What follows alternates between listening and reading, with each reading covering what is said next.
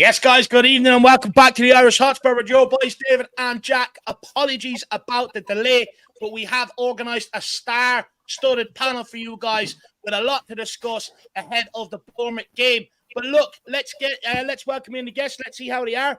We have Ben returning from We Are Talking TV. Ben, how are you keeping, my man? All good, man. All good. Ange Ball in full vibes. I'm loving the positivity coming out of the fan base. I think good vibes all round, to be honest. And looking forward to the stream and looking forward to see what this season has in store for us. Up the Spurs and big up to Johnny. I've heard a lot about you from Daigle, but I've never shared the screen with you either. Yeah, so nice to be sharing the stream time. Finally. I missed you last week. I think Dave, you were on meant to be on with Dave. Was it last week, Dave? Was it? Yeah. Yeah, I had to settle for me instead. Could be worse. Well, of course, we also have Sean from Spurs Talk. Shawty, how are you, my man? All right. Yeah, I'm good. Good to be back. Good to see everybody. Jack, I haven't shared a stream with you for ages, Jack. Yeah, that's why we had. Yeah, so we had to squeeze a five. We had to add everybody in. You know, yeah, got everybody. Reunion of sorts. Yeah, 100%. Looking forward to it. And of course, we have the one and only Johnny. Johnny, how are you keeping, my man? I'm all right. I'm a bit streamed out today, but I'm looking at Sean. He's got that chair there. I mean, that's the chair I need right now. Looking very chilled, Sean. Do you know what, Johnny? I've gone through 4 or 5 different chairs in my YouTube experience. Started off with like a normal kind of desk chair. That didn't really last. Then I went into I got myself a Tottenham racing chair. But it's that those things are not made for people my size. They've got like cardboard lined, seating, and they're not wide enough. So then I thought about starting a business called Fat Boy Gaming Chairs, which were designed for people like me. That then got put to the back burner, and now I've settled with this one. And was it an orthopedic you got there now, or is that? No, it's just an executive chair that's got a little bit of a little bit more cushion, So yeah, but it is what it is, What happens when you surpass 10k? You get an executive chair. Love it. Hey, could do with one of them myself for sure. But look, we are running late, and it is my fault. So I don't want to waste any more of these incredible gentlemen's time this evening. So what we're going to do is we're just going to get straight into it. You guys know I'm usually very, very good at taking the time to welcome you in. So hopefully on this one occasion, you can forgive me. But over to you, Jack, all quickly. There's already over 200 in-house. Make sure you smash that like button. Make sure you share this stream out far and wide for all of your Spurs family and friends to get in and enjoy this one. And feel free to stop us anywhere along the line with a super chat with your thoughts. And whether you agree, disagree, or any questions you want to pose to the panel. And it's a massive help to the channel. But Jack, over to you, my man. Yeah, let's start with something that Dave and I sort of spoke about yesterday on the podcast. Maybe I'll kind of go to Shawnee on this one first. It's sort of this reunion, bringing us back together question here. We spoke about whether there was a leadership group last season, Sean, which ones, are in it. Is there even one in the first place? But, just for the sake and purpose of it, kind of come to think of it, most of that leadership group from kind of last season has pretty much just dwindled away or has been pretty much moved out or have been given kind of different sort of roles within the squad. And Ange just kind of took a sledgehammer to it. Do you think this could be secretly kind of the cure to a lot of problems that we spoke about last season? Because I feel like you and I were on countless debate shows where we spoke about there's no leadership, there's no accountability, all these sort of things, right? And could this be in a way solved with this sort of big change? When you say the new leadership, are you just talking about these 3 people on the screen, the captain and the vices? In a way, yeah. You could include Bissouma in there too if you wanted, but yeah, pretty much. I think I don't know how many times I debated about who the right captain should be. I didn't think there was an outstanding candidate. I really didn't, in terms of what traditional leadership represents, as far as I understand it. But I do think that Sonny was probably the most reasonable choice. It remains to be seen, I think, whether or not, when times are difficult, whether or not he, has the ability to rally troops to get to, or to tell people when they're not performing, or to give people the kick in the right direction. I think it is also cool that they give it. I think Christian Romero. Look, there's a lot of people in the Tottenham squad that are from South America or Spain, Spanish-speaking countries, and I think that it's important to have someone that they can go to. And I think it's nice that Romero maybe has a little bit more responsibility, and hopefully that will calm him down and make him think a little bit more rationally and logically at the moment about his decision making, because we all love the guy, love the player, but there's vulnerabilities to his game, and most of them are surrounded with like an immaturity. And so it's genius, though. I got to be honest with you. I think it's actually genius on Ange's part, because what he's done, he's taken the most popular, which is obviously Sonny. He's taken the guy who sits at the back, who has won, who is a winner in Kuti. And then he's taken Maddison, who sits in the middle of the park, who has come from a position of leadership at Leicester. And I think when you combine the three, I think it's a very, very clever way of spreading the load, but actually bringing everybody together. Kuti's obviously a part of the South American group, but the South American group also includes, funny enough, Longley and Højbjerg. So there's more than just the South Americans that are in it, but they're very united. I don't want to say on this stream hooligans, but there were a couple of individuals who were how can I put it, disrespectful to the South Americans, and it caused a bit of animosity. And I don't think how Conte handled the entire squad helped that. But I think right now the mood is extremely good. It's not fake. It's extremely good. Even if the players are disagreeing with some of the things that are going on or questioning, they get a straight answer. There's no ambiguity. I'm the manager. This is what I like. This is what I want. I heard what your thoughts are. Like Kuti said a couple of things about the defensive situation and what he would prefer. And he said, I hear you, but you worry about sorting out, not letting any goals in, and let me be the manager. So black and white, players knowing where they are. I think that never happened with Conte. So I think there's going to be, at this early stage, there's harmony. Long may it continue. I think you're spot on, Johnny, because in a way he's almost kind of tackled multiple fields of the squad with the way that he's, anointed these captains, right? Like you said, with Romero kind of being maybe one of the only kind of real winners left of anything. Correct. Kind of in this squad. He represents that. So probably in turn, a lot of the South Americans kind of look up to him because obviously, there are, plenty of the Spanish speakers, but he's, an Argentinian World Cup winner. And that kind of says in itself, right, that he's done it, before, and they can kind of see him as, a guy that in the big moments can be accounted for. But also, too, I think you see James Maddison as a guy that can actually inject like a new mentality into the team, because while Romero and Sonny, I think, are good candidates for the captaincy, they still kind of come from, the seasons past of, the dread and horror of Conte and other kind of, bad times at Spurs. Whereas like kind of James Maddison comes in with this sort of good naivete in a way, or he's just kind of coming in, fresh in, thinking that he can make a big change to the whole culture and kind of the whole leadership group around Spurs. So I actually think you're dead on that he's, in a way, Ange, kind of gone for three different captains that almost accomplished three different things, right? With that sort of culture and that leadership group. Great. What do you think, kind of, Ben? Do you feel like leadership group has been changed for the better? Like Johnny put it, is it a masterstroke by Ange here? Yeah, absolutely. I think it is. And I think you've got three players that Johnny probably alluded to a bit there, but they all kind of hold different kind of centers in the squad, where you got Heung-min Son, who's just like, he's friendly with everyone. I don't think like he fits into any group, but you got Kuti Romero on one side, James Maddison on the other side. And I feel like, I don't know if I'm wrong here, but I feel like that James Maddison and Kuti Romero are holding themselves very differently this year. I'm feeling like an air of responsibility from both of them. And I'm not sure if I saw that from James Maddison. I know he was a leadership figure at Leicester as well, but I just feel like maybe he's come into a bigger pond there and he's really feeling that responsibility. And I'm seeing a lot of leadership qualities from him, and Kuti Romero as well. I felt like, he wasn't anywhere near the leadership group under Conte and last season.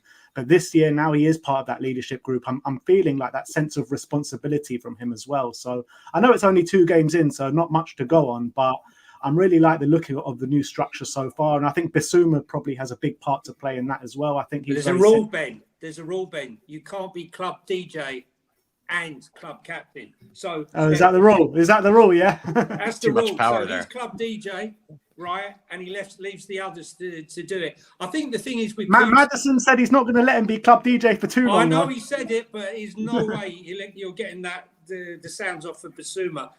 I think the thing with Kuti, if you looked at the when Ange was announcing the captains that in front of all the players,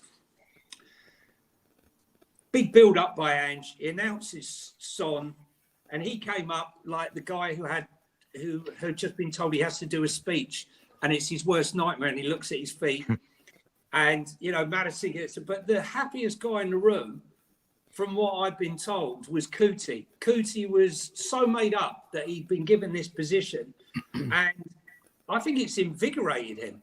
It really has. And, I think that sense of responsibility, hopefully, will lead to him making more informed decisions when he's trying to tackle or on the pitch. Well, let's see what happens when the next World Cup comes along, if he has to leave early or the next international break comes along, and see how we stand there. Don't worry, Shawnee will be all over it, won't you, Shawnee? Dave, did you want to maybe bring up anything from our podcast yesterday? Because we did sort of talk about the leadership, sort of group and the change in culture. But is there maybe something that you feel like you didn't get to say yesterday that maybe you wanted to say on this to kind of, push it more? No, not really, Jack. To me, I think it's refreshing. New manager, new leadership group. A lot of the old Pochettino sort of the hang-ons from the Pochettino squad that weren't really a part of his squad are gone. And, it's just fresh times. And that's what I'm excited about. I'm actually more concerned about the next question, Jacko, to be honest with you. That's where I want to come in. Have they really gone, though? Have they really gone, guys? I mean... Well, they're going. They're going. Are they gone? Are they gone? They're not gone yet. When Arsene Wenger left Arsenal all those years ago, there was at the start of the season only two players left in the squad, which was Granit Xhaka and Rob Holding. And, they tried putting Rob Holding on eBay. They can't even get rid of him. They've got a few problems themselves. But we've still got, I think if you add them up, the players that are still on our books, it must be 8 or 9 players. Add them up. I'm sure there's still that many on the books. I think we're kidding ourselves when we think they're gone, because they're not. They're still. Well, what I mean by gone is they're more or less in the background. Hugo Lloris dug his own grave at the end of the season, saying he wants out. He won't be a part of any of the squads going forward, I don't reckon. Eric Dyer has been out of the last 2 match day squads, and I think that's set to continue. So for me, I do think some of the leaders from that old leadership group are sort of on their way out or being pushed out. Yeah. I don't think they're gone, but they are definitely on their way out. And even if they're not gone, they don't have very long left on their contracts. Even Please if we don't God. get them out. So I don't what Dyer, Lloris, all these guys. I mean, I think they've got one foot out the door, even if they don't go this window. I think they've chained themselves to the radiator. Eric Dyer's chained himself to the radiator at Four Seasons Country Club, Hotspur Way, and they've formed a daisy chain. And they're singing "We Shall Not Be Moved," right? And I think it's going to take a Herculean effort to get rid of them all. Let's hope they've all gone for all our sakes, and we can all start fresh. Fresh manager, fresh squad, new beginnings. Absolutely.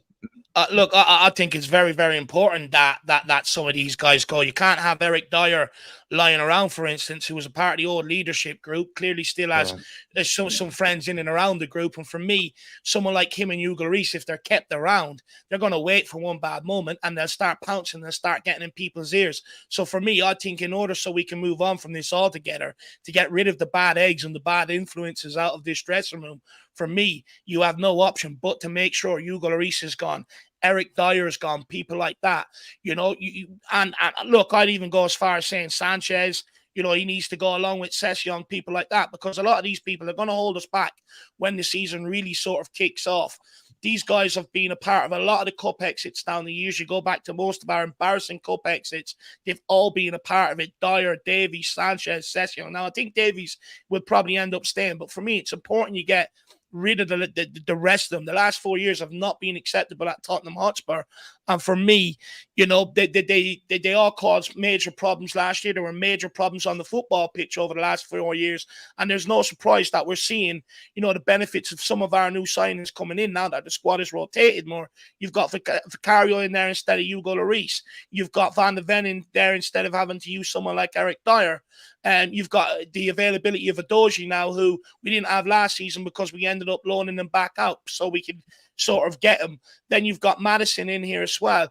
You know, sort of adds to the midfield. 4 problem areas of the squad last year. And for me, the fact that they're fixed, I do not want to see these guys hanging around, because if we do get a lot of injuries and suspensions like we did last year, eventually they're going to end up finding minutes somewhere. And for me, they'll end up holding this whole project back.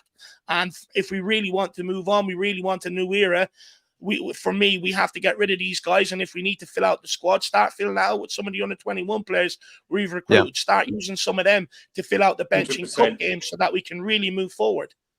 What do you think, Sean? Sorry, go ahead, Johnny. I was just going to quickly say that I think it's a combination. I'm not a Conte fan and never was, but I think Conte was unfortunately was in a situation where he had a very progressive-minded team trying to learn how to play pragmatic football. So it was always going to be a battle. I think what Ange has been quite lucky with is that he has a large group of players who are progressive players, the ones that were good enough. And for them, all he's got to do is convert them out of that mindset that's been indoctrinated into them through Mourinho and Conte in the last 3 years, and revive them to make them enjoy their football. What I would say is the guys that have been here maybe the last 2 or 3 years, the newer players look reinvigorated under Ange. And I think it's because they're now feeling like this is the football I want to play. This is the football I enjoy playing. And as fans, this is the football we enjoy watching. Yeah. But also, they're the ones forming the leadership in that dressing room. Their personalities and their leadership can now come to the fore, whereas beforehand, with shadows like Hugo Lloris, Eric Dyer, people like that hanging over it, and because they were here for so long, they naturally had a hold on that dressing room. Now that that's gone, these guys' personalities and leadership and desires and hunger can come to the fore now, and it means everyone else can sort of grab that and follow, whereas before, when you had the old guys, they'd lost their love for the game at Tottenham Hotspur. And I think it's very, very important that, a lot of people will sort of say, oh, look what Andrew's done, and sort of blame Conte. And I get it. Look, Conte's not blameless, and there are things you can pick out. But I think it's very, very important to also realise how much some of these players have held the club back over the last couple of seasons as well. They've been at it longer than Antonio Conte. And now that they're going, we're starting to see the benefits of it.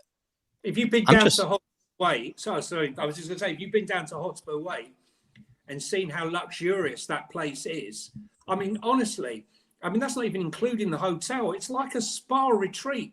Hello, Mr. Dyer, how would you like, would you like a massage, Mr. Dyer? What would you like to eat today, Mr. Dyer? Your massage is ready, Mr. Dyer, or you're going to have to do a little bit of training. Okay. He'd come back in and you have everything your heart desires. You are pampered within an inch of his life. I mean, when you look at the old Spurs training ground, or you look at somewhere like Crystal Palace's facilities, right? That's the old school, get you going, right? This is a place of comfort.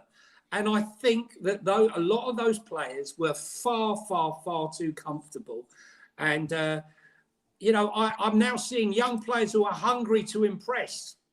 So, I feel like, Johnny, though, I'm a little bit worried about certain players that had these positions of power within the squad and within that sort of squad culture and hierarchy. And now that they've been removed from it and still sort of hanging around, do they have a bit of resentment? And that's what I was going to ask you, Sean. Do you feel like, is this something that we're making too big of a deal of if we're dramatizing this? But if you were removed from like some sort of position of leadership and then you're still kept within the company or within the job, and then you see other guys kind of put in, the position that you were in, do you feel like you would maybe have a bit of resentment? Could there be some bad blood maybe between Dyer and the rest of the team, or Lloris and the rest of the team? Could this be a possibility? 100%, mate. Like, I think there's probably the thing that I've done in this world more than the average person is I've been into, with my previous job working in America and Australia, I was sent into hundreds and hundreds and hundreds of different sales organizations to train them on how to do this thing, to do the thing I was an expert in. And so I saw all the time the complex dynamics of teams and how certain people were given responsibilities and others weren't. And you'd always see the reactions that were in front of you of how players or how people in my scenario, reacted to good and bad news. Some people took it on the chin, some people resented it. And the majority of people, especially in organizations or in teams where egos are prominent and confidence is everything. Yeah. Sales is similar to football in that regard. It's all about that. How confident are you? Then the people who had their leadership script, it didn't go down well. Didn't go down well at all. Well, I would say, look, just on a general. So yes, I completely, I agree with all the sentiment from everybody else that it's nice to sort of, from Tottenham as a fan perspective, to see the best for the club. It's nice to see these kind of toxic individuals who are holding us back be removed and kind of a little bit isolated from the situation. Hopefully they'll be moved on soon. But what I would also say is we don't know yet what the personalities of the new leadership group are going to be like when things go wrong, and things will go wrong. So let's not just assume that Eric Dyer and Hugo Lloris were the problem. We've only experienced in the last few years pretty sort of sour times ever since the Champions League final. Good point. Let's wait and see how Bissouma, Romero, Maddison and Sonny react when, time 3-0 loss or to a, losing in the 90th minute, up to a VAR, whatever, time will tell, right? We've seen, like I say, for me, how I feel. I love Romero to pieces as a player. I want him to be an absolute superstar. I still do hold reservations about his, his personal preference of what his priorities are with regard to his country over his club. Maybe this leadership thing will be a kick in the right direction, realign them. In my mind, I think that they are a little bit misplaced, and so we'll see. But I don't know enough about Maddison as a player or as a person yet to figure that one out. Sonny, look, I think he's a really nice guy. He's very likable, but sometimes leaders you don't want your leader to be likable all the time. Sometimes you want your leader to be able to. I had the best manager I ever had. He knew the difference between accessibility and familiarity. Like, he was a perfect, brilliant manager because I could come to him with a problem. He talked to me like a man. He was nice. He was fun. He was funny. He had all of the characteristics of someone that you'd like to go down the pub and have a beer with. But when it came to the pub night out, he would only ever stay for one beer. He didn't. He had a quiet authority about him or something like that. Right. He didn't want to cross that line where all of a sudden you were too familiar with him, because then it would hold him back from being able to give you a slap, metaphorically, when you weren't doing your job. And I don't know we'll find out whether or not Sonny is too nice, too likable to kind of kick him up the backside when things are down. It's too early to tell. But for me, I think it's a good pick for all the reasons that Johnny and Ben and you guys have all already espoused. I think it's a good selection. It's a good criteria. But we'll see what happens when we get thumped 4-0 one day, and it will happen at some point this season. So, also, you can look at like kind of past experience as well, where you look at Maddison last season when Leicester were in a terrible season, losing week in, week out, got relegated. But he always kept up his standards. He always kind of stood up for the team, and he performed throughout the season, no matter what, even when the chips were down. And that's a really good sign to me, to show you that, his head's not going to go down maybe if Spurs go through a bad patch. And I think, the leadership will stand with him. And I think Sonny, with what you're saying about Heung-min Son, I think I'm 100% right. But I think, different there are always different styles of leadership, and I don't think Sonny really gives you that kind of John Terry-esque, that kind of leadership when you're like shouting and commanding that respect. What? Mention Terry. You could have picked so many great Spurs captains, and you picked Terry. I know, but listen, he's right. You know what I'm trying to say, though. Son, he's just soft. He comes across as soft. And name me a leader, a captain of a team that was successful. Listen, I'm not challenging the decision. I think it probably made more sense than any other. I don't think there was a natural leader there. But you're absolutely right, Ben. People like John Terry, people like Roy Keane, they had different styles of leadership. Maybe lead by kind of like the stick rather than the carrot. All I'm saying is that when you are someone that's your best mate, can you really chastise your best mate? And Sonny seems to be the best mate of a lot of people. I would just like to know, is there an example of a football captain that was successful that was of the similar personality type to Sonny? I can't think of one.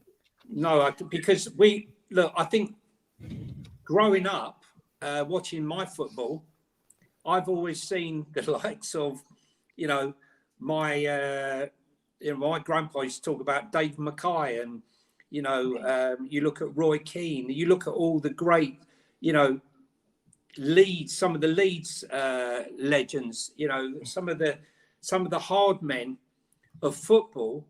I think they rally players round, but I get told now things are different now. That sort of approach doesn't work anymore. I don't believe it. I think when the shit hits the fan, you want someone that's going to call the boys together and say, look, guys, right?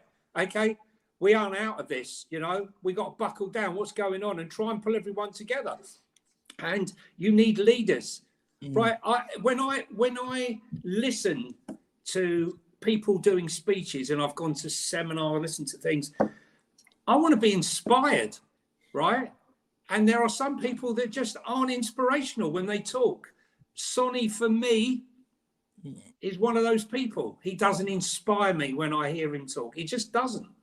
I can't help it. He doesn't. Hopefully, in the changing room, with example though, how he conducts himself on the football pitch, in my opinion. And I think Harry Kane was a bit similar. He didn't really inspire me when he was talking, when we saw the Amazon documentary and he was doing those things. I agree. But in terms of like captains around the Premier League, all you've got to do is look down the road and look at Arsenal. Martin Odegaard ain't exactly that kind of old-fashioned, old-school leader, and they did all right last season. I got to say though, Odegaard actually. But did they though? But they choked. They've choked 2 years running. They did choke 2 years running, but they finished second at the end of the day. And, you'll bite your hands off the second right now. I've got to say, listening to some of my Arsenal friends, they actually say that he is actually very vocal. That's what they tell me. I feel like, Johnny, though, what if we're not treated to... Maybe what if we're only treated to the, the really happy, smiley, cuddly version of Sonny, because we're only seeing it through the lens of the media. And that version is often, kind of just showing him in kind of nice swimsuit ads and, underwear version? Models.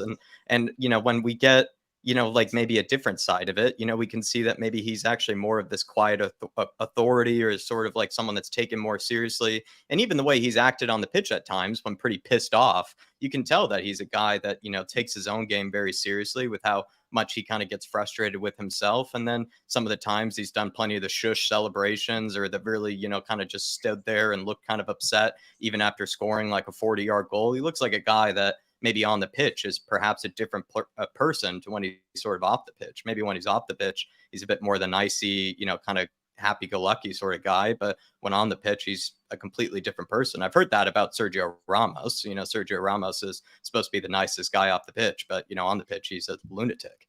So maybe that could be the case with Sonny.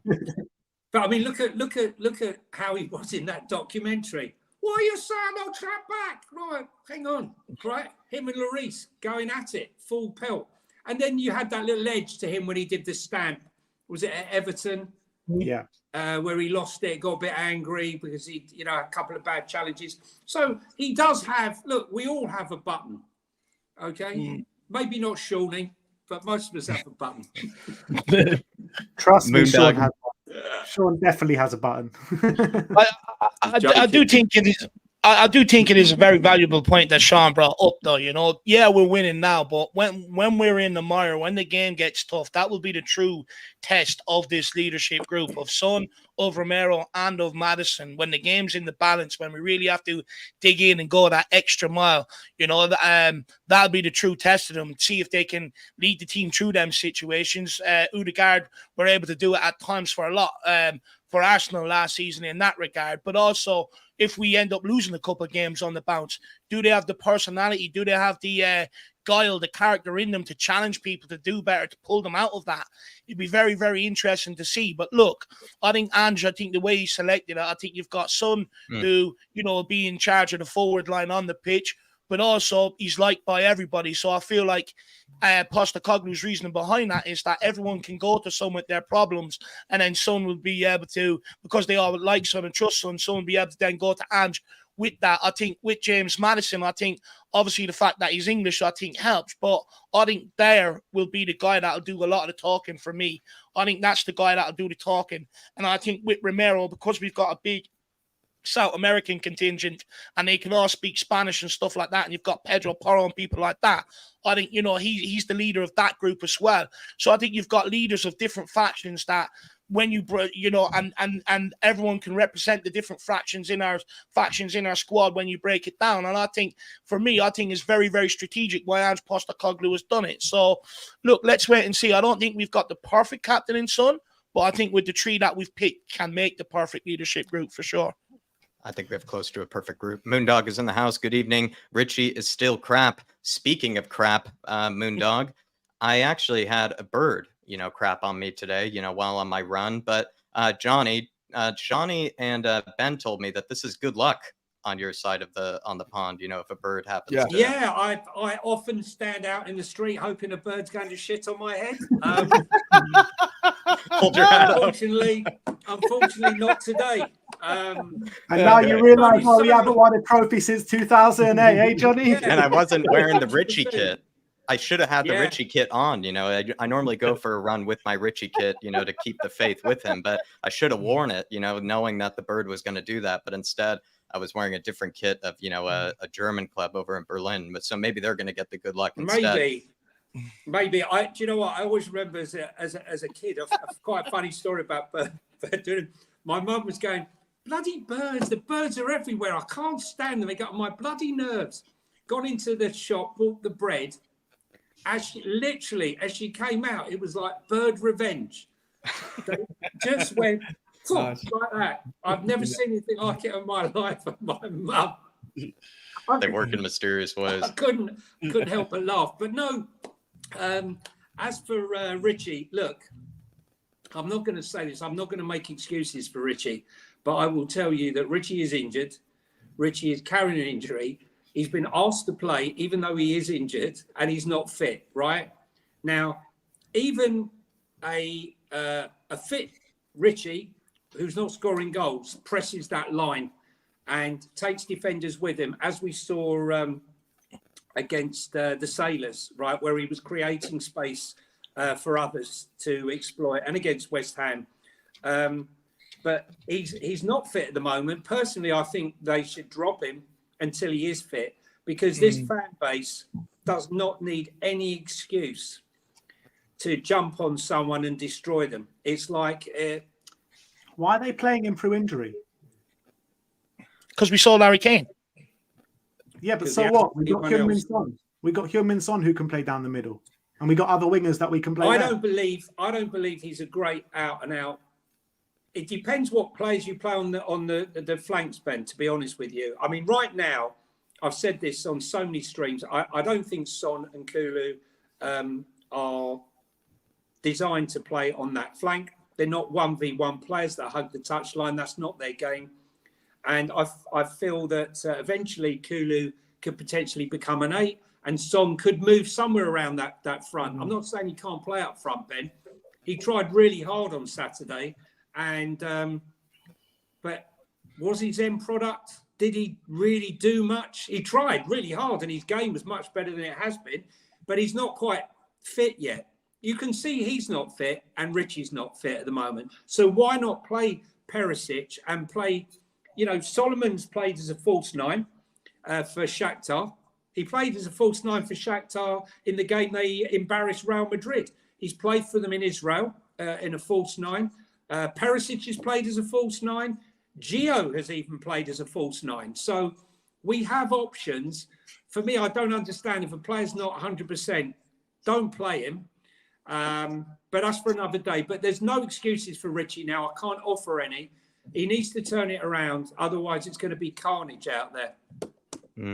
Moondog is also just quickly asking you, Johnny, not fit. Do you know something that we don't? Because I guess maybe we're under the assumption that the injury was sort of fake news. Well, what I would say was that he went to see a specialist in the summer, and got the situation fixed, and as you saw against the Sailors, he looked very fit. And again, against West Ham in that opening game, was pressing against the line, came on in the second half, did very well. Didn't score, hit the post, but he was creating stuff. Then he came back, and in training, someone went through the back of him and aggravated it. And Romero? No, it wasn't actually anyone in the first team, I was told. But my point here is, It was Ange. I have not seen Richarlison, even crap or shit Richarlison, since. Why isn't he pressing? Have you seen him even press like a lunatic? No. He didn't do it against Man United. Man United, no attempts, five aerial duels, lost them all. Something's not quite right. Doesn't mean he's injured, Right. does it? Go on, Johnny. Go on. Are those stats? Are you talking about Richarlison, Johnny? Yeah. Yeah. Like, I don't know. Like, I'm a little bit.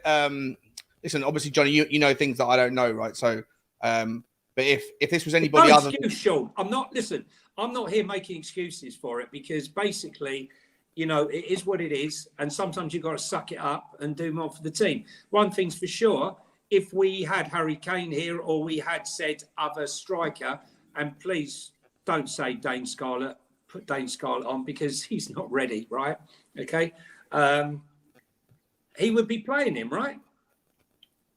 Yeah, I just think that there are other options, and like this idea that players are playing injured.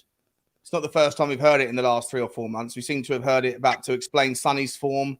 He was playing with a hernia half of last season. Eric Dyer was playing injured. Like you never know about it at the time. When everyone has a bit of bad form, suddenly it gets leaked that the guy's been playing injured. Like, if those things are true, yeah, if it's true, then what are the medical team doing, allowing them to play injured? That's like gross negligence on their part. You shouldn't be allowing players, like the welfare of the player is still. This is still life we're talking about, right? The welfare of a player. Sure. And at the same time, like, the medical team made the right decision about Romero, despite Romero. So the argument that, the players might take control and say, no, I want to play. But when Romero got injured against Brentford, protocol stepped in, and the medical team said, no, I can't in good conscience allow Romero to carry on playing. So I just think, to a degree, yes, maybe just some of these players have got like niggles or injuries, but I'm sure every professional athlete has always working with some sort of niggle. But I just think to always find it, the aftermath of a poor run of form is somehow explained by playing injured.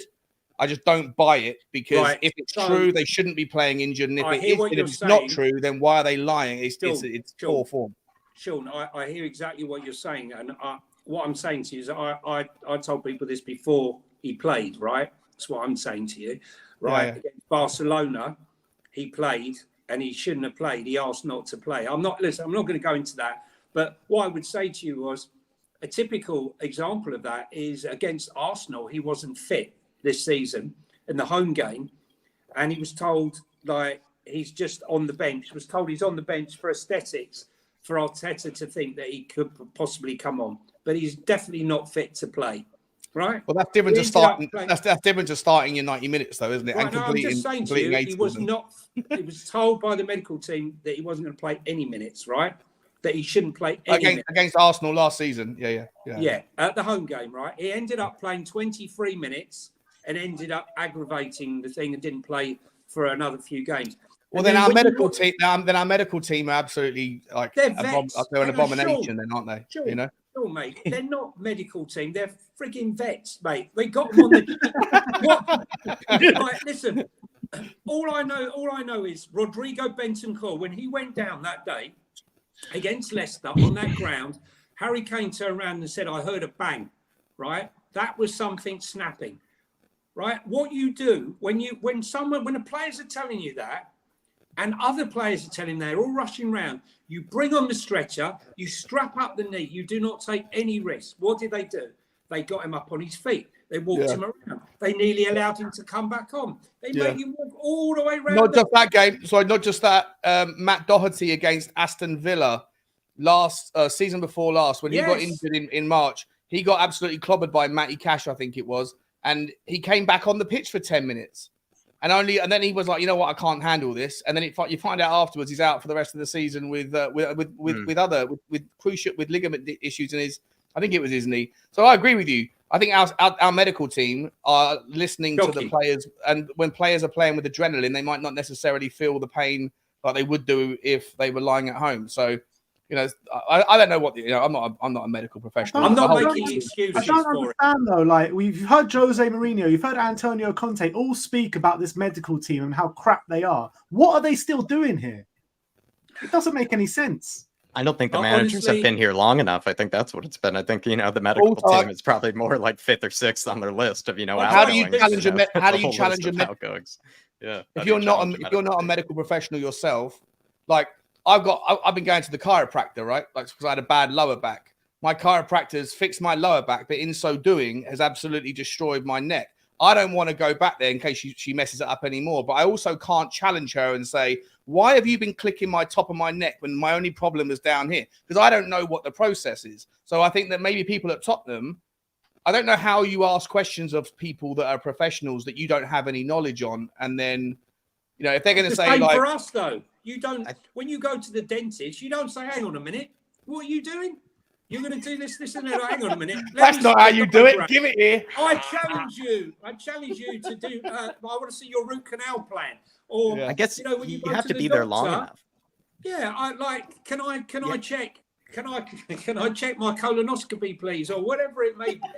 I think you have to be there long enough as a manager to have that sort of power, because then you can just sort of, at a certain stage as a manager, if you've had enough success at a club and if you've done enough there, you can sort of probably start, pointing fingers somewhere, and things do start getting done, a bit quicker. You don't have to, wait for Daniel Levy to approve it as much, those sort of things. So I imagine if Ange stays around long enough and he has his own sort of gripes with the medical team, I could see him doing it. I could see. I don't think it's just medical, though. I don't think it's just medical. It's a combination between medical and training and fitness. Not everyone's got the same endurance. They have a performer of the week at Spurs, right? With the training. But, if someone's pushing themselves, players do get in the red zone. Who's monitoring the training in the red zone? Are they combining the training and medical assessment before each game? Who's looking at players that might be struggling throughout the game? There's so much sports science now. Are we utilising the best sports science available, or are we going down the cheap route? What I do know, it wasn't that long ago we got a cryo chamber, right? Because they're an absolute fortune. And I think Levy was complaining that they were rather a lot of money, but we all know that using these things can speed up recovery. Super chat here for you, Shawnee. Oliver Freeman says, I get what Sean is saying. We don't know what the new lads will be like, but we do know Dyer and Lloris don't take accountability or can take any criticism. What would you say, Sean? Yeah. No, it's fair. It's fair. Big up, Ollie, mate. Good to see you, mate. Hope you're well. Yeah, it's fair. Like I say, I've got absolutely no challenges, no issues with the decisions around stripping those that were part of the old lot and giving them to the new. My point wasn't around that we shouldn't have taken them away from those guys. 100%. Those guys weren't fit for purpose as leaders or players towards the end. But the new guys, my only point was that it started well, but we've started the season well. Everyone's high on emotion. Everyone's driving, pulling in the same direction. At some point, there's going to be some hiccups along the road. And how those guys handle that will be, for me, the litmus test of whether they're good leaders or not. Hiccups Just quickly, I fully agree with the point that Sean is making. But what I will say is, Ollie also makes a very good point there. With Dyer and Lloris, they constantly came out with excuses, out there in the press, with what they used to say and that. Whereas I think with Son, although he had that injury, although he had he had the broken cheekbone and a lot to contend with last season, he still came out and took ownership for his performances. And I think there might be a little difference in that. So, yeah. Yeah, true. Big up to you, Ollie Freeman. Top man, Kaylee Davis, member for 1 month. Good evening. Bissouma is still awesome. I've gone, probably way ahead of time, as I usually do, and was happy clapping maybe a bit too much on on the game against Man United, Kaylee, but I did say he's looking damn near world class, and part He's of our the perfect midfield is six. looking damn near world class. Perfect The six. perfect If you were ever looking for a perfect six, Mugged.com. yeah. He can play anywhere by the looks of things, And and I by think the he'll way, just Jack, boss it it's, no matter it's what. never enough to happy clap about Yves Bissouma. Never enough. Keep going, my friend. Half a Bissouma, and I'm happy clapping. Half a Bissouma. Big up, Kaylee Davis. Thank you for the support. Not and then good C, enough for old Conte. I guess not. C. Shearman says, Sonny. Conte made him play with handcuffs around his ankles, around his arms. Unbelievable. You know, this is a guy who's 26 years of age, is outstanding for Lille, fantastic for Brighton, comes to us, signs in July. We're all pumped. In October, Conte tells us he hasn't learned how to play my football. What football's that? All I know is that you've let loose the beast, and this is a guy with a point to prove. And let me tell you, 25 million, he's looking the best value DM, number 6 in British football right now. There isn't a better number 6 right now over the first 2 games. Forget your Declan Rice, forget your Casiados, forget your Lavias, forget your Enzo Fernandez right now. This guy is, if he carries Liverpool on would pay.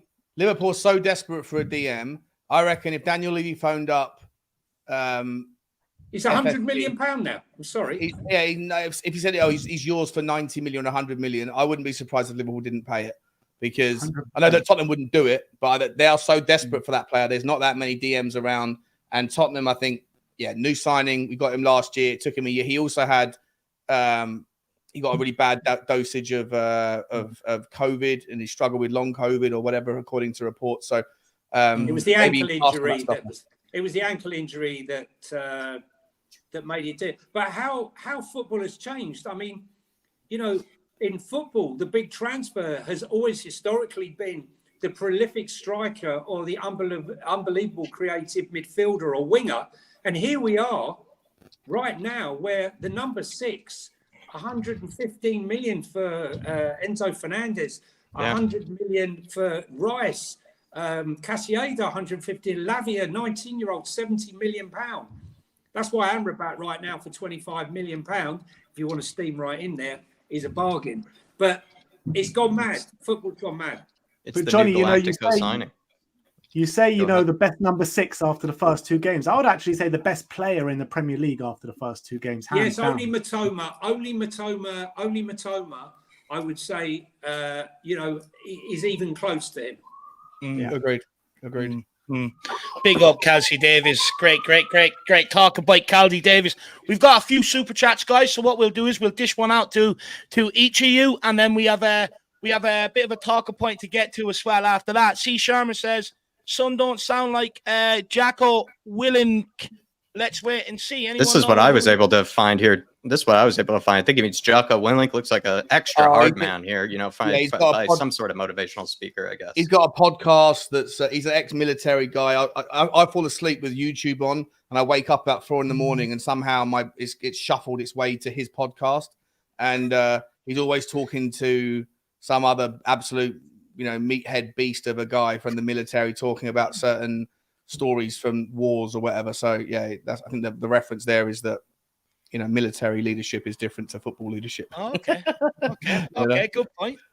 Get him in alongside the Hitman. We already have the Hitman. We need him in there alongside. Then we'll just have the best looking team for any sort of scrap, and I'm looking forward to that. And then I probably am going to butcher this, but thank you very much. I think it's Ishwara, I'm guessing. Thank you very much. Pronunciation, lad. I'm only going to try once here. Huh? And nailed I it. think She's go down to the Indian on a regular basis. I wish I had more, to be fair. Park Slope needs more. But she threw in another one here. Thank you very much. I was looking for a comment from you, Ishwara, but she says, Sonny is an excellent captain for his country. He's constantly tough on an excellent South Korean team, and they've won the Asian Cup before. Yep. I'm sort of on the same page as her here, where I actually think we're sort of treated to maybe just one side of Sonny, and that just be because when he's in front of a camera, in front of the media, he sort of comes across as this really nice, sort of happy guy, but perhaps maybe sort of behind closed doors, when maybe in the huddle and as well as kind of maybe in the dressing room, he actually might have a bit more seriousness to him and kind of comes across even maybe a bit harshly and might come across as more of a, a serious guy. Think about also his upbringing with his dad. His dad, we know, is quite harsh on him. So I'm pretty sure Sonny himself, despite, like I said, being a very nice person up front, maybe has a bit more, can be cold or can be a bit, intimidating and be, have that authority when he needs to.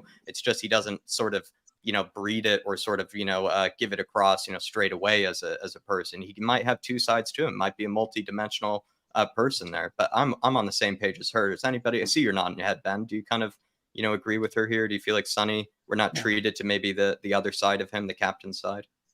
Yeah, 100%. I completely agree. And like I said, like earlier in the stream, I'm seeing different sides to these players that are all in the leadership group, but it's particularly on Sonny. Like us as fans, we only see what we see, right? We only see what goes on the football pitch and what happens in interviews. There's a whole different world that goes on behind the scenes in dressing rooms and stuff like that. So I think Sonny leads by example, and I think he's also able to stick it on players when he sees fit. So I'm very happy with Sonny as the captain. I mean, maybe look at that documentary. It might be quite interesting to revisit the Sonny documentary, which I sort of blasely watched a long while ago, where his dad really came out as a, not a tyrant, but, the driving force behind Sonny's career. It might be quite interesting now to go back and watch that documentary and see if we can see any telltale signs of maybe leadership that we weren't looking for before because it wasn't relevant. That was brutal, that documentary that Sonny's dad made. Like if he drops the ball, he has to do 20,000 kick-ups running around the pitch. Yeah. If it's happened to him, you think he's capable of, maybe in some way delivering at least half of what, his dad was doing. You think, at least he was raised on it. So, he knows what it's like.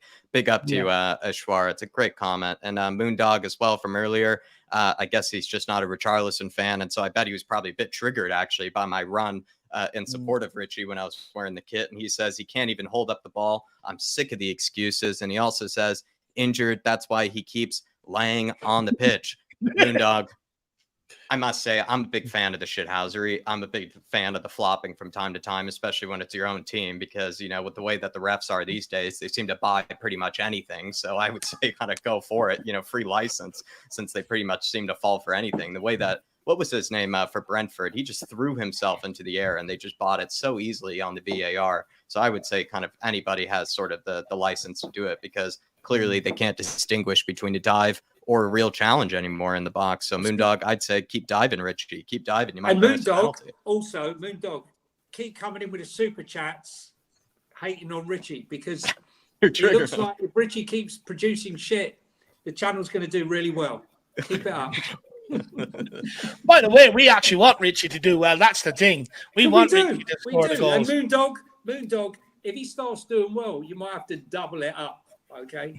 Just you know what? I have fallen in love with the idea of having opinions that are slightly negative about players that represent Tottenham, because if you are wrong, then Tottenham are doing well.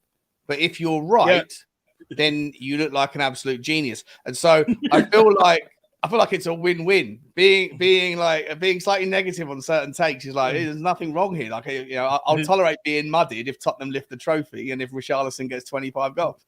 But thus far, myself, ever since we were linked with that guy, I said, nah, with the window goes from a 7 to a 4. We get him. The guy over that way, jump over Dave and land on Ben. He was backing him all day long. Muddied, Ben. You've been muddied for 18 months. Listen, Richie's going to come good, people. Richie's going to come good. Just hold your horses. Hang on. He's playing with an injury, the poor guy. I saw Richie have the best game he's ever had in a Spurs shirt, against Forest. So, I've only been treated to the finest performances. I'm just going to keep backing my man, Moondog. Hennessy here says... Marseille, guys. Marseille at home. Don't forget that one. Anyway, let's move on. Thunderous. That's the only one we can cling on to, Johnny. It's the only one. Selected memories for sure. He took those sailors to the cleaners. Oh, that high class team. A tough game. Those guys. Hoist the mainsail. No, he was too busy putting the ball in the back of the net. Just If quickly, only so we could play the Sailors every week, eh, Johnny? Yeah. just ever so quickly before you go to the super chat, Yeah. who should be our penalty taker? Should we give Richarlison penalty duties to help his confidence? Maddison for me. Well, you know, I don't think Yeah. he has the composure for it. I don't think even he's if he got the wanted composure. to, Madison's going to take them. All right, fair enough. Yeah. Yeah. I think you need someone who can really strike a ball, and then somebody who also has that mentality. I I think don't know as if well. Madison's got a great. I don't know if Madison's got a great penalty record. Actually, I'm sure I heard someone mention it. I have to check it out. Hennessy here. Evening, gents. Thank you for the birthday message. Awesome panel with all of you. Big up, Ben. I'm sorry for getting which. Shawnee, this time it's been Mr. Hennessy. We'll get Sim on sometime. We'll get him in here and having a good discussion. And then we have Shawnee, Johnny, Dave, Jack, and big up top man Hennessy. Hopefully you're having a good birthday. Hopefully you've been celebrating with the family, friends. You know, like I said, still have a few days before the next big game against Bournemouth. So I met Hennessy. maybe what's he Yeah, like, he said. Shawnee? I met Hennessy in outside the stadium on Saturday, and he's down the road from me in Guildford as well. Good guy, a really, really good guy. Nice. Hennessy. What Nice. part of the stadium Everybody. did you meet the young Hennessy? Six In the scored, pub. 2 missed is Madison's record. Sorry, Nice. 6 scores, 2 missed. Yeah. Okay, it's not. I'll take that. But you'd expect. Yeah. He'll Not Harry improve that. Kane, but who is? Me. Get me on penalties. I'll take them all day long. I'm telling you, lad. But everybody, big up Hennessy in the chat. Everybody, please wish the guy a happy birthday. Hopefully you had a Happy great day, birthday, my man. Hennessy. Big yourself up. But look, Jacko, we'll move it on. What have we got next? What are we talking about next? I think we do have sort of a game that we do have to sort of kind of give to you guys, basically, which is sort of talking about all the list of players that need to get out of here. And basically, we're sort of going to be asking you guys, who do you think will be leaving permanently first? And then we'll also sort of ask at the end, to sort of going through this list, who do we actually think will benefit the most from leaving? Who would Ange, benefit the most from leaving here? So I'm going to pull up kind of a long list, really, of sort of the players that I do think need out of here. And it is an extensive one. The one that maybe we can cross off of here, at least for the time being, is Troy Parrott. He's off over to the Eredivisie, over to Excelsior Rotterdam, which sounds actually like a team that would be over in New York, actually, Excelsior. But let's start maybe with Hugo Lloris. I'm going to kind of hand each one to each of you guys. You're basically going to take your bias out of this, talk about, sort of whether you actually think Spurs will be able to offload these guys, because we need to get rid of a chunk of them. But we have to take into account that Daniel Levy and Spurs are going about it very slowly. And some of these guys are also not making it easy on us in their own departures. They seem to actually want to stay, and they're actually making it quite difficult. So hand the first one off to Ben. Hugo Lloris, is this one actually going to get done? Please tell me. I'm not sure if we're going to find a club for him, but I do genuinely believe by the end of the window, if we don't have a club for him, then we're just going to let him go, because I can't see a way where we've got 5 goalkeepers in our squad right now. And you talk about Brandon Austin and Alfie Whiteman. They're not even kids anymore. They're 24 years of age, these guys. So, I mean, we can't go on just stockpiling. We've got 5 goalkeepers and 2 strikers, and one of them's a 19-year-old kid from Argentina in the squad. I was just like, what madness is this? So I think Hugo Lloris will be let go if we don't find a club for him by the end of the window. That's good to hear. I actually hope in some way that it's done. Let's move on to Mr. Tanguy Ndombele so we can scratch off one there. Hand this over to you, Shawnee. Tanguy Ndombele, is it happening, or is he actually going to stick around? Never trust the guy who runs like he's got a rucksack strapped to his back. Okay. Listen, look, I had a lot of abuse when I said, the joy and excitement as he got out of his chauffeur-driven car, arriving at training, and the absolute sheer exhaustion when he finally got to the front door and opened it. The guy is not going to go quietly. He's on 200 grand a week. He couldn't give a damn. He's been presented with 4 offers right now, and he's turned them all down. My hope is that when the transfer window closes and the Saudis, who disgracefully have been allowed another 3 weeks to rape and pillage all of football and offer them all the gold that they can eat, are going to come in potentially with an offer. It would suit Daniel. I wouldn't be surprised if Daniel already knows that there is interest and saying to them, look, do me a favour. come and make the offer once the window closes. That where I don't have to spend the money. But I think that's our best hope. I don't want to waste the all of our loans, our loan options, because you've only got 7 this year, down from 8 last year, on Deadwood. I wanted to give players like Alfie Devine or potentially any youth players like Brian Gill, players that we want to develop. I want those places going to those players. He's going to get last-minute loan, unfortunately. I think you're right, and you were balanced about that as well, Johnny. I think it's probably going to be a wasted loan of some kind. I think you're probably right, and you're so true that it should be spent better on others that really do deserve the loan. Jaffa Tanganga, is it going to be a permanent? Is it going to be temporary loan? What do you think, Sean? Scratch him off. I don't know what's going to happen with him. I think he'll end up leaving on loan. I think maybe he'll go, to, I don't know. I don't think I know he probably would prefer to go to Milan or wherever the options were, but I think he'll end up going to like Luton or something. He's becoming the new Danny Rose, Japhet Tanganga, just waiting for Milan constantly. Yeah. And I don't think that they'll be serious about him.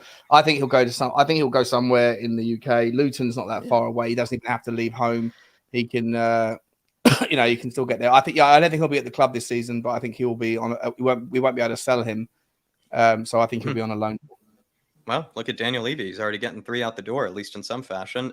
Jed Spence, hand that one to you over Dave. Is that going to be a permanent, though? Maybe not a loan. Look, I think the club will try to offload him permanently. I think if they do, probably. Look, I don't know. I don't know who has the money though, Jack. For me, look, there's options there. You can put him back down to the Championship. You can send him out across Europe somewhere. However, I don't think we're going to get a fee, and I think Daniel Levy will look for the fee that we paid for him, and I don't think we're going to get that. I don't think we'll get offered. So again, I actually think we might have to loan him out, Jack. Paratici worked very hard to get him out on loan last year. It's true, and I actually probably see that happening as well. And it seems like he's holding out for a move to a Premier League team, and there are not a lot of interested parties in that case, which isn't a good sign. I'll take Sergio Reguilón here. I see Spurs actually, sadly, and I don't think it's the right move, but I do see them selling up. If a bid does come in of maybe around a certain 15 million, 12 million, whatever it seems to be, that they're willing to take. I do think they're interested in selling Reguilón, and I see him leaving on some sort of it'd be weird to send him out on loan if there wasn't some sort of agreement, for a permanent sort of move, in mind, because I think you either have to sell him on permanently or you need to keep him around. But I do think they're looking to sell him at least because he's one of the few kind of actual sellable players that we seem to have. Harvey White, is he out the door, Ben? Can I just ask, guys? Sorry, can I just ask, guys, just about Serge, right? I actually thought there was only 2 players out of this squad that could actually play in this system, and one was Serge, because he's a left back. He came through Real Madrid. He's a quality left back. I don't think he did anything wrong when he first came here. He looked very good going forward. I think the problem for him was when the other managers came in, wanted to play left wing back. That's not his position.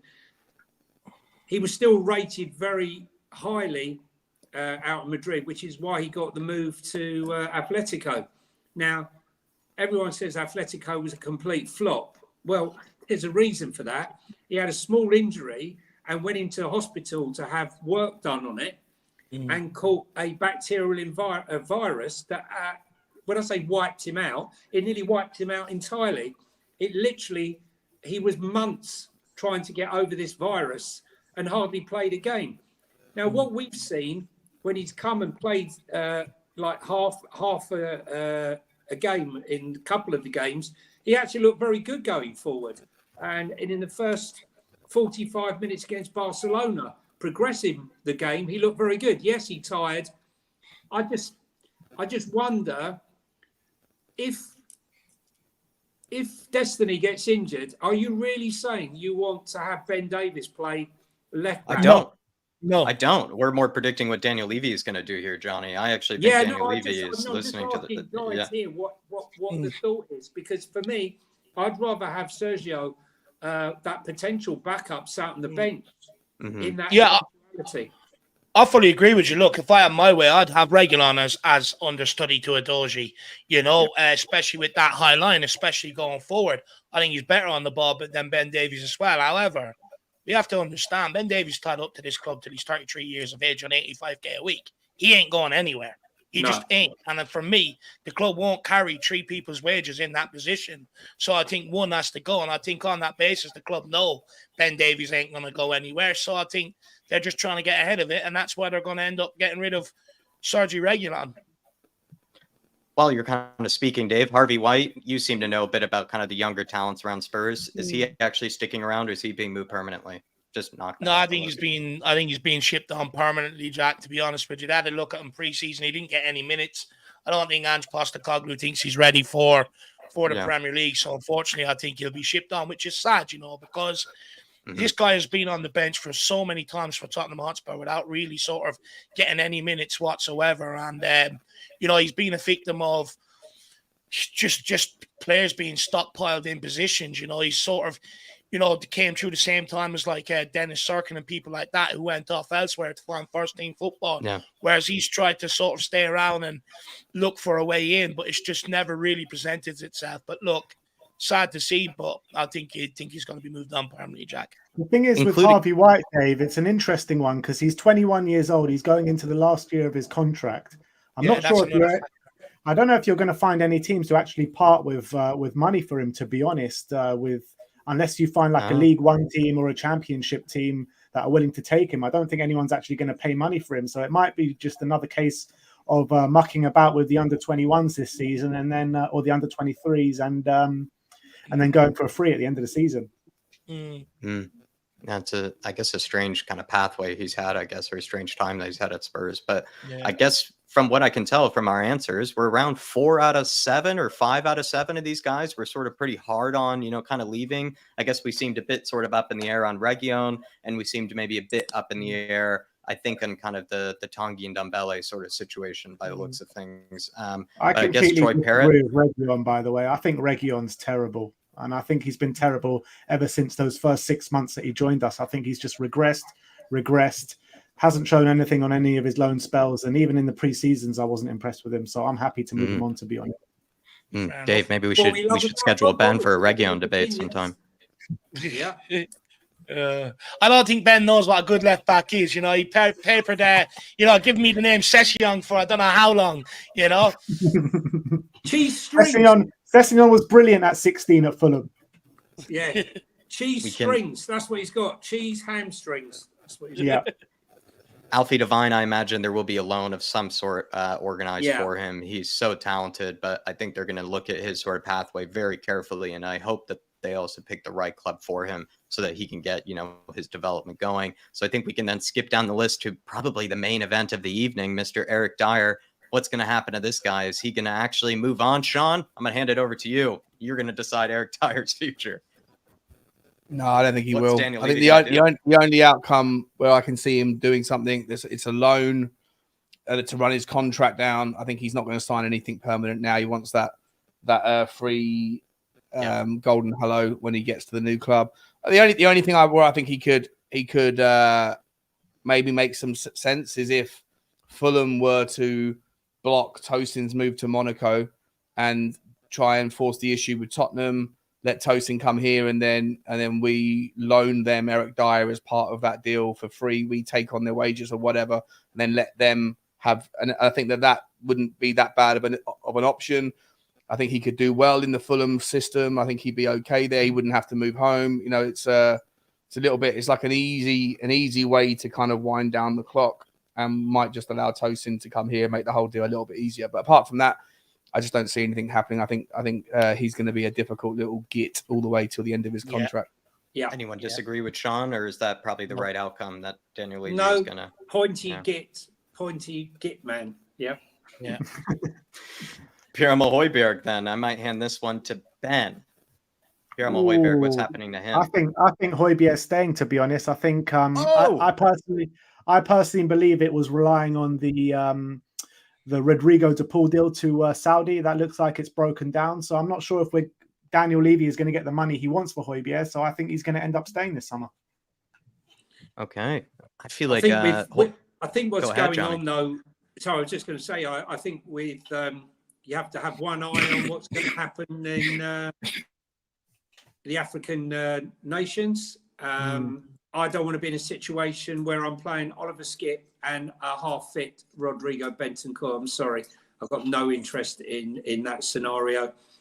So whatever you may think of Højbjerg, I think he's an experienced-wise head, which is why he was brought on for those last few minutes against Man United, just to see it He through. did give away a goal, though, Johnny. He did. But he did a couple of other things. But yes, you're right. He did. Can't I feel deny like it. Johnny, you would have some insight on the Davinson Sanchez situation. So do you happen to know maybe anything on Daniel Levy's side or the club side or anything? What's going on there? So Davinson Sanchez is an interesting one because, again, like I said, Gio and Region could be the only two that would make it. I actually thought Davinson Sanchez would be the, and this isn't a hindsight thing. This, anyone who knows me will tell you, to stick your neck out and say that Davinson Sanchez would be good at anything is a risk. But I said I felt that in a low block system, he's got no chance. One mistake and it's all over. But with a high line, his pace is a huge asset and gets him out of trouble.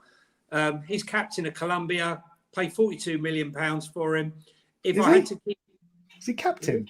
Yeah, I was captain of Colombia. If I was to take any player out of that back line, okay, I would keep Davinson Sanchez until such a time as we have an improvement. So he would be the only one. And I'm thinking to myself, if they're going to get Tosin in, I think they'll let him go. But if Tosin doesn't happen, I think they'll have to keep him. So that's my balance between the two there. Ange has been quite impressed at how he's handled himself. And I think we need to forget. I remember when Romero got injured in that year, we finished fourth and Spurs fans imploded, had a meltdown and said, it's all over now. Cutie's injured and we're going to have to play Davinson Sanchez. And he went on to actually have unbelievable run of games. And this season, after the booing and the despicable behaviour of our fans booing him on and booing him off, the season reasonably well again. So I would keep him only if we don't sign Tosin. And I think we'll do the same. The thing is, right, on Davinson, right, I don't want us to get to a situation where Sanchez goes and Dyer stays. I think that will be an absolute disaster. You know that, Ben. I agree with you, but you know what's going to happen here. Yeah, it's disgusting. 100%. I'll be honest.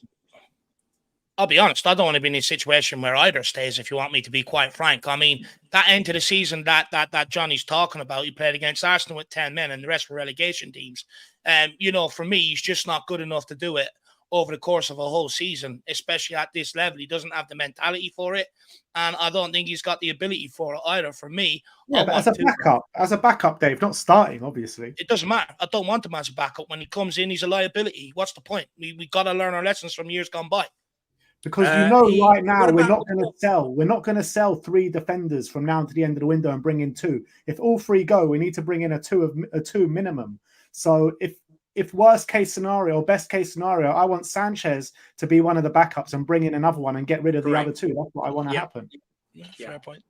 And listen, look, I hear what you're saying, but I'll take you back to the Barcelona game. And I was saying this before the Barcelona game. Look at those blocks and those runs and those tackles. Look at the Brentford game where he managed to get back with an unbelievable block, right? Bueno. So, look, I stuck my neck out and said it because I just believe that of the options that are available, he's our best, quickest centre-back that plays Ange's system. That's it. No other reason. And then last but not least, I'm going to ask you, Sean, or ask you, Ben, to see Sessegnon's future through Daniel Levy's eyes. And then Sean, you're going to see Hill Messi, the one and only, our beloved, his future through Daniel Levy's eyes. We'll start with Sessegnon. to you? Look, Ryan Sessegnon, I've backed him in the past, as Dave likes to call me out on every single day. But look, I even send you messages. Yeah, you do, and I think I'm past that. I'm past that time now. I'm not a fan of Ryan Sessegnon whatsoever, and I think he would have gone this window if he didn't get this injury. But I think that injury has blown it all out of the window now, unfortunately. So I think he is going to be sticking around. Okay. I think he's just found a way to stick around just by gathering up so many injuries. It's actually quite clever of him. Brian Hill, Sean, please don't break my heart, but also tell me the truth here. What's going to happen? Sean's gone. He doesn't want to talk about Brian Hill. He doesn't even want it. I'll Dave. take it. Well, should we give it to Dave though, or is that fair? Because I feel like you're just gonna you're not gonna let me down. Maybe Johnny. Give it to Johnny. Can I just say, you know Brian Hill's future? Listen, look, Brian Hill, right? He's had a serious injury, and unfortunately, that moustache is still there. It's causing him a lot of problems. He's been at the hospital. It's still there. Weighs him He's down. going back to have it removed. That moustache is disturbing, as is the hairdo. But listen, I don't know what's up with him. I actually think I would have really loved to have seen him pre-season in Angie's system, one-on-one, because I think he's actually the nearest sort of thing to Jota, playing on that wing, one-on-one. I think that actually is his game. I think he's tailor-made for the Ange system, Brian Hill. And I was so excited once Ange came in. I really thought he was the one that could really benefit from it the most. Great. Obviously, injuries has really, held him back on that situation. But I would really like to see him stick around, to be honest, in my opinion, to see what he can do. Shawnee, what's your thoughts on Brian Hill? Do you agree with the two boys? Do you think he can suit an Ange Postecoglou system, or do you think it's time to wash the hands and try and sell him? Oh, I think he can suit it in multiple positions. I think he can suit it off the left. I actually think that Brian Hill could end up and should be given the instruction to figure out how to ride a tackle better, utilize his low center of gravity, and then bounce off people rather than looking for an easy foul all the time. And actually, he's better suited in the 10 or in a more central role, because I think he really is that good, that talented. Mm. Injuries are blighting his career. I think he prefers the Sun and wants to be over there, which is a shame. But I also think that maybe it's a bit of a somewhat of a blessing in disguise of his injury, because I don't think you'll be able to not blessing in disguise, kind of a somewhat blessing in disguise, because you won't be able to sell him now because he's injured. You won't be able to loan him out because he's injured. So he's going to stay in the squad. And then that means that we're going to have him until at least January. And I think from what I've read that he'll be back training again and being ready for selection by around, October time. And so, you're going to have, we've got a massive December. We've got a massive November, lots and lots of games coming thick and fast. I think there'll be chances for him. And I think that maybe to Ben and to Johnny's point, Ange Ball is going to suit him brilliantly. Yeah. And I think that if he hadn't got injured, we would be loaning him or selling him or doing something right now. And I don't think we'd ever get a chance to really see him in that role. So I think that maybe this injury is going to force the issue, keep him around. And then we might just look back at this moment in 2 years' time and think, it was a blessing in disguise. Yeah. Yeah. And look, for me, I just want someone to give the kid a chance. I want him to get a run of games. I thought he was unlucky on the Conte. I thought you were just starting to see Gil come into his own, and then unfortunately we loaned him out and brought in Danjuma on loan.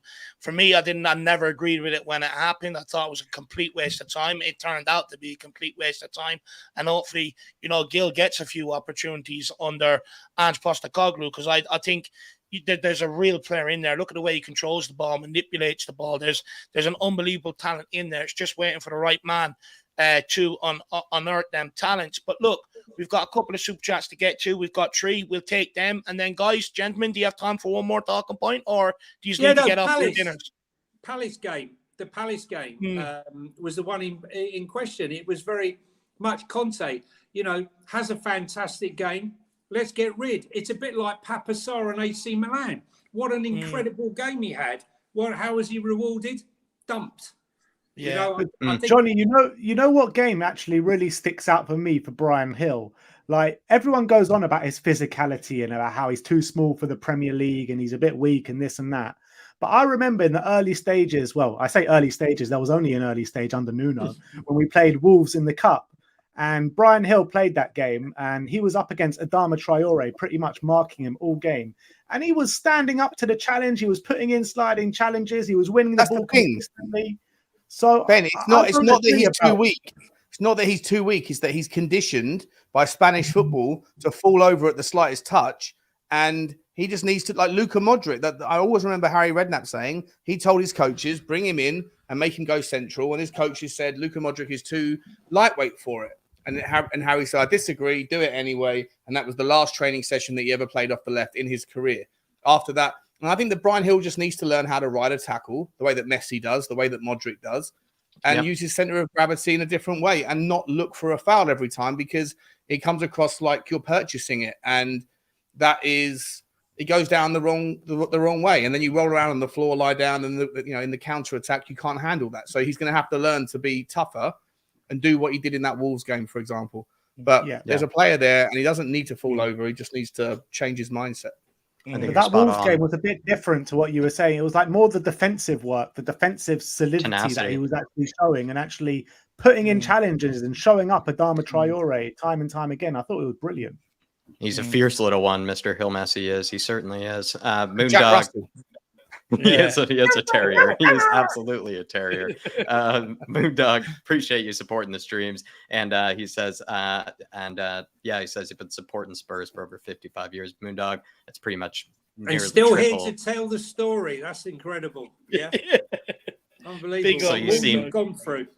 He's seen more failed strikers than I have, so maybe I could see where he's coming from. Maybe he's getting some bad inklings here. Maybe he's getting some bad mojo or some bad vibes from Richie. Big up to you, Moondog. Appreciate your support. Big up, Chop Liver. Throwing in a lemon super sticker. It's a lemon that's dancing around.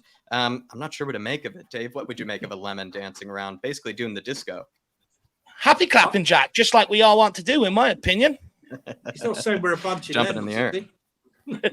Yeah, as long as he's not calling us a bunch of lemons like Johnny says. I think it's a lemon happy clapping, I think.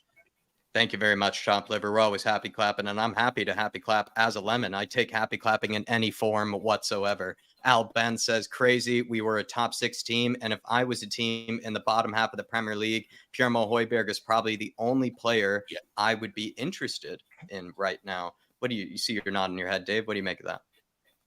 Yeah, 100%. I think he would be. Why would you go in for Dyer? What, he's going to solve a midfield or defense problem? No, he's already proven that he makes mistakes continuously when he's played out there for a run of games. Hugo Lloris has passed it. No one's going to look for him to come in as number one.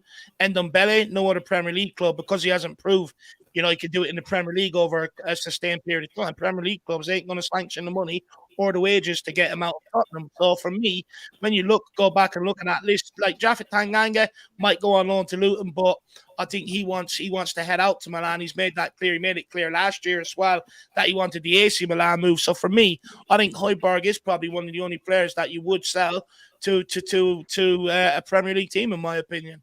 So what about Reggie? It's a tough call, Dave. Come on, you've got the San Siro or the back of a housing block. Where would you want to play? Really? The Milan move is not going to be there for him. I believe they're getting Pavard now. I mean, they go, all right, we're going to get Pavard, but if we don't get Pavard, we're going to go get Japhet Tanganga as the backup. I mean, is there no in the middle here? In all seriousness, though, I do feel sorry for Japhet Tanganga. He was stopped from going out on loan last year. The minutes just weren't there for him last year either, and now he seems to be in that same situation again. I feel sorry for the kid. I really do, to be honest with you. He's not one of these that doesn't want to get out and play football. He's made his intentions clear since last summer, and we haven't facilitated that. So I feel sorry for the kid in a way. I was told that he quite liked development whatsoever. Sorry, Johnny. No. Sorry, I was just going to say I was told that Ange quite liked him, and he likes his attitude and his professionalism and the way he's handled himself.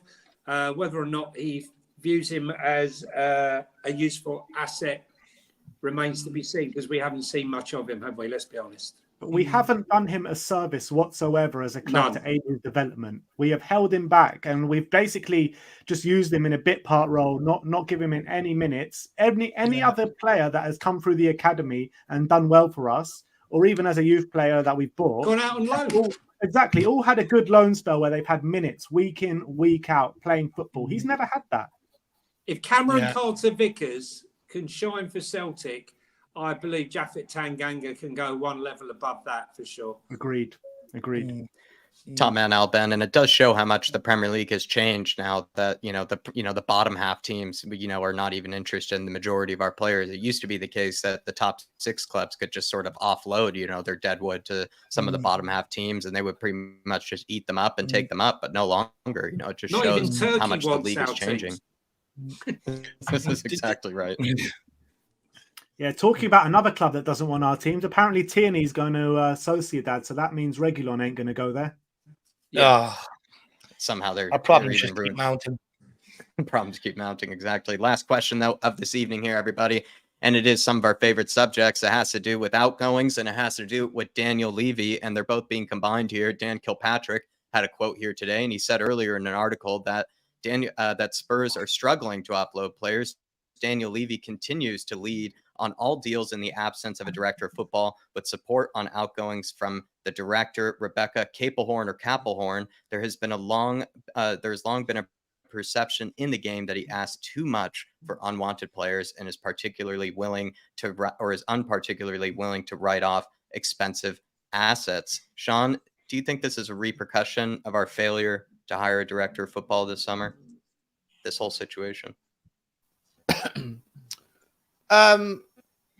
No, I don't. I think that there's so many variables that are factoring into why we're struggling to get players out. I think that the fact that we haven't got an official director of football is a part of the puzzle. But I don't know what Rebecca Capelhorn's. She basically, Sean. She looks after football governance. So everything Tottenham do, she makes sure that they adhere to the law, and she looks out for contracts and stuff like that. That's what she's all right. So she's a lawyer, right? So yeah, basically. Shame she missed the fact that we had 9 players out on loan and Doherty was one over the 8. Yeah? Sloppiness. But for me, look, I think that there's more to it than just that. I think Tottenham fans are probably a little bit guilty sometimes of looking just insularly into Tottenham and just ignoring what's happening elsewhere. I was having this conversation with Dave and Johnny on my show a couple of days ago. I think that there are so many Premier League clubs that are struggling. Manchester United have had the deal for Amrabat agreed for 8 weeks. They can't move on. They can't bring him in, and they need him so desperately until they can get rid of Harry Maguire and or Scott McTominay. They can't. Right? It's just, I think it's a consequence of having B-Tech level players, second tier and third tier level players, and having a relatively small market. The fact that the Premier League distributes their money with more equity or more fairer distribution is a wonderful thing. But unfortunately, the improprieties of the football associations of the Italian league, the Spanish league, the Portuguese league, the German league, the French league, and etc., does have collateral consequences. And that is, and I've been talking about it for absolutely ever, that there are consequences to that stuff. And that is that you don't have a second tier market to sell your players into. There is only a handful of teams in Europe that have any money. And those teams are not looking for players that Tottenham have. They're not looking for the likes of Harry Maguire or Scott McTominay. It's not just Manchester United, Liverpool going through the same thing, Newcastle going through it. Arsenal, not unique. Arsenal doing it as well. Even the likes of Fulham, even the likes of Bournemouth, Brentford. They are all struggling to get their deadwood out because they just don't have the secondary market. And so, unfortunately, I think that is the biggest issue. I think the financing football in Europe is absolutely crippled for 95% of clubs. Yeah. And I think that is the biggest issue, is the fact that we don't have a director of football, maybe creating a bottleneck for sure. But of course it's an issue. But how big of an issue is it in the grand scheme of things? I don't know, 10%. On that, for me, lads, look, I think it's clear that Paratici's acting as an advisor and a consultancy, right? And I actually like what he's done with this football club so far in terms of the vision and everything he's implemented. Yeah. I think we're finally coming out of the last 4 years with the recruitment that we've done over the last couple of years, that we're finally starting to sort of come out of that bad patch over the last 4 years, and we're starting to become a team again. We have an identity again. So we're coming out the other end of that. We've got some of the best under-21 talent in the country. So we've secured it as well, which is important. Correct. We've got a scouting network in place as well now that we didn't have. That is, they're trying to get it up to speed where a lot of these data sort of analytic-driven scouting departments are as well. So for me, there's a lot of good work that Paratici has done, and I think for me, I'm happy to keep him in the advisor/consultancy DOF role for me, and that means then.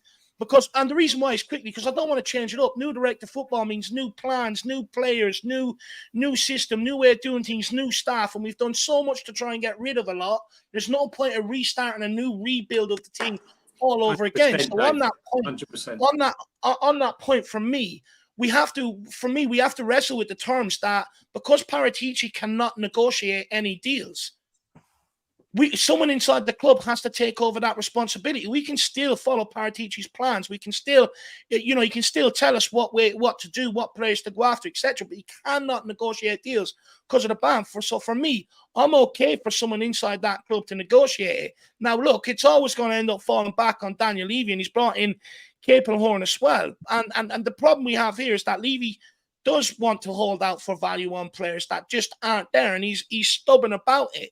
So I'm not sure he's the right man to negotiate But he's agreed deals with 5 of the players, and the players don't want to leave. So like it's not always about that as well, right? If the players don't want to leave. Yeah, agree. Just quickly, Johnny, I was going to say what Sean is bringing up there, I sort of have said is kind of confusing about this summer is that a lot of it is on Daniel Levy, but then some of it doesn't seem like it's really all that much of his fault because if he has lined up multiple moves away for certain players to leave, but they just keep rejecting each one, he really is left with only an option to like either embarrass them and send them to the under 23s or basically rip up the contract, which is a very expensive choice. And then the other one, it comes with a lot of media attention and comes with a lot of kind of unwanted bad blood that basically creates a bit of drama that you don't really want around the place right now. And how will you win them over? When he's in that situation, you have to feel for that. You want to win back this fan base, right? Look, I'm 100% with Dave on Paratici. 18 months of dancing this tune, having to listen to idiots tell me I don't know what I'm talking about, con Paratici and all of that, right? Can everyone just show a bit of respect and call him the Don, please? Thank you. I've been trying for months, Ben. The Don rather than the con, right? And, I said, give it time, you will see the fruits of labour. It doesn't happen overnight, okay? And we're seeing it now. And now all these people are suddenly turning around. Oh, maybe it was all right. But what happened to the Mun not too clever? Mun too clever. What happened to him? He's been in May. He was appointed, was it April? Yeah, but that was Manchester City. Right. He was on gardening leave, and then he was spotted at an airport with Daniel Levy. Like, I don't know who thought that was okay. He's not a director of football, though. Like, no, he's not that guy. He's not, but he's meant to be. He's meant to be a professional, right? I mean, all he did was follow Daniel around on the in Australia like a puppy. I thought he was going to be the leader. This guy's no leader. He can't start until September now. I mean, look, everything we do in a farcical manner. We can't do anything correctly. Only we could turn around and say, our extensive search to find the man to lead the club. Well, bullshit. You've known him for years, right? And the guy was on gardening leave and you abused that. So we find ourselves in a situation where, yet again, Daniel is trying to close out the deals. We know what's going to happen. We have got deals over the line, and we have got some very good deals done. On the whole, I think 17 million for Big Vic. I think all the deals, really. The only one we probably not got shafted, but we got done to a certain extent is Mickey van der Ven, because the price went up when they realised, we were going to get this money from Bayern Munich for Harry. But the outgoings, I think Daniel Levy would get a lot more credit with this fan base if he came out and said, I've decided to terminate Eric Dyer, Hugo Lloris, and one said other. Okay? No. that would change this fan base's opinion overnight. Hallelujah. There would be a party in the street. Everyone would be happy and he would get some respect. And if he did those three things, took those three players, got rid of them and bought in a centre-back and a reasonable striker or such, maybe a gift, I think, you know, this transfer window would look very, very different for many, many fans. But right now, for me, it's a 3 out of 10. At some point, some hard decisions are going to have to be made. Hold up. At some point, you know what I mean? Because look at Arsenal, what they did. 350k a week, Ozil and Aubameyang, cancelled contracts or gone to free for Barcelona. Like, why can't we do some of that stuff? I do believe that it will happen towards the end of the window if we can't get fees in. I hope. Hang on, is the window... So the window... Didn't I ask you, Johnny, what your thoughts were on last season's window when we were talking about Richarlison? Didn't you say that last season's window was a 5? 3 out of 10. Do you think that this window is as bad as we finished last window? Yes. Why does Is that because of outgoings? No, I can't agree. I feel like bringing in a centre back like Van der Ven. No. Bringing in Maddison. I'll answer. Right. So the reason I'm saying that is because we've sold Harry Kane. We still haven't got rid of a lot of our deadwood. And I feel we still need another centre-back and we need someone to replace Kane. That's fine, but to give it a 3 means it's an abject failure. I don't think even if it finishes like this, it's not a failure. If it finishes like this, I'd say lowest it can be is like a 4.5, 5. If we go and get an Orban in, if we go and get another centre-back and we move on some of the deadwood, then it very quickly escalates to an 8 out of 10. But Sean, this is what I'm saying to you, right? This window can shift very quickly upward. If we got rid of Dyer and and a couple of the deadwoods and we replaced them with a centre back like a Tosin and an Orban and a centre back, that suddenly becomes a completely different window. I just feel there's gaping holes that need addressed. I'm not complaining. I think you're misunderstanding what I'm saying here.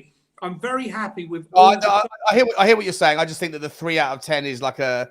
All right. Would you feel better if I gave it a 4? I'll give it a 4. Yeah, I feel a lot better if you gave it a 4. Maybe a few more, and then he'll start. I'll give it a 4 to keep you happy, Shawnee. Okay, thank you. That's the only reason I interjected. Right, okay. We're good. Now we're good.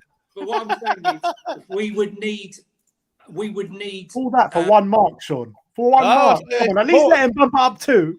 Just tweet 5 out of 10 tomorrow. I say it's a 4.5 at the moment. 5. Like I think we're still somewhere around there. Tweet 5 out of 10 and tag Sean Listen, tomorrow. if the window closed today, Sean, right, and we had an injury, you'll be coming back to me and you say, you know what? Johnny? Oh no! If the window closes as it is right now, then I can see the Levy out. Crew having a lot of validation because I said at the time, like if you sell Harry Kane for this, I think it makes sense. People giving Daniel Levy a hard time. I think it's nonsense. You have to wait for the window to finish, see where we go. If the window finishes kind of where we're at, then I think that it's turned out to be a night like you haven't replaced like for like. You haven't done anything, especially at the start of a monster rebuild with a net spend of 50 million. Can't replace Kane. And actually 75 of that million, or 75 million of the overall spend should have been allocated to the seasons before. Which basically puts you in a net of about a positive 28 million for the start of a rebuild. It's shameless if that's the way it finishes. I don't believe it will finish that way. But either way, I still think at the moment, for where we're at in the window thus far, I think the lowest you can do it is a 4. Sounds like we're in a thus far scenario. Can I just how say do you see it playing out, Sean? How do I see it playing out? I think that you'll see five or six players leave, mainly on loans. I don't think you'll get many out on permanence. I just don't think the market's there. And as I already said, I don't think that's down to Daniel Levy. I think that's down to, or it's a small bit down to maybe him, but it's 90% other factors: the market, the players not wanting to go, the lack of financial, all that stuff. So I don't know what you can do about that. Sometimes you just have to kind of shake hands with reality. In terms of players coming in, I do think that there will be 2 more players coming in before the end of the window. Yeah, sure. There's the to words. come in. We need to get rid of. Is it 7 or 6? I can't remember. You don't need you can if you could bring in Gift Orban, he can fit in the under 21 team. You could go and get Piero Hincapia, for example, a player that not many people have thought about for a long time. Hang on, He's He might be going to Liverpool, right? But he's a really talented left-footed, left-sided centre-back. And by the way, left-footed, left-sided centre-backs that are of good note almost hold their value as much as number 9s right now, because they're as rare a breed as number 9s are. For me, I'm not a massive. I don't mind Hincapie, but you could get him for 35 million. You could also go and get Bella Kotchap. No chance. Why is nobody talking about Bella Kotchap? Apparently, Bryan are interested in him. It's bonkers that he's playing in the Championship right now. You're right, this Sean. kid is absolutely sensational. There's other players that I like. Gertruda from Final. I think there's lots of players that I like. Sure, you're not getting Hincapie for 35 million, mate. With the greatest respect, I love the player.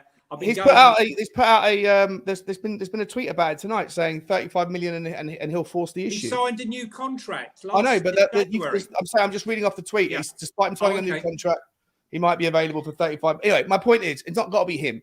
But I'm just saying that there are players out there that don't have to answer Ben's specific question around how do you bring them in. There's players that you can get in that don't have to affect the squad list because they can fit in the under 21s, and then you can worry about the outgoings, after the fact. But there's one thing that's missing here, and there's one word and one word only that does not apply to this club, which applies to well-run clubs. It's called succession. Brentford have a plan of succession. Brighton are the archetypical succession plan, right? They have a succession plan for everyone. No one will be sold from the club unless they have a player ready to be replaced. And when they sold us Bissouma, they had Muepu, who unfortunately had the heart condition. They brought someone else in, and it's a conveyor belt. We knew Kane was going. Even Ange said he was going. So why didn't we have a plan of succession? Why isn't it, we identified Gift Orban through data in May. Why are we still here in August? It will get done. He's coming in. I think I'm depending on what odds someone would lay me, I'd put a bet. I don't think Gift Orban is happening as much as I'd like it to happen. I think they'd prefer to go for a Brennan Johnson. We did a squad review. That guy is so bang average, mate. He's so overrated. Regardless if he's bang average or not, I don't think he is bang average. I think he is a good player. But the fact of the matter is, we need homegrown talent to come into this club ASAP, because we're going to be in dire straits next season. Don't mention that word. Ben, I was going to straits next season. Straits, but not dire straits. Well, we're going to be in dire straits if we don't bring in some homegrown talent. That's for sure. Just to get an answer from you, though, Ben, and do you agree with kind of Sean and Dave that maybe there's something deeper, that meets the eye than it's just being Daniel Levy that's stalling the outgoings, or there kind of other things at play here that are causing the outgoings to be such a headache? I think Sean is absolutely spot on in what he says about every club. Majority of clubs are going through this situation. Arsenal went through it. Man United are going through it. Plenty of clubs going through not being able to remove their dead wood.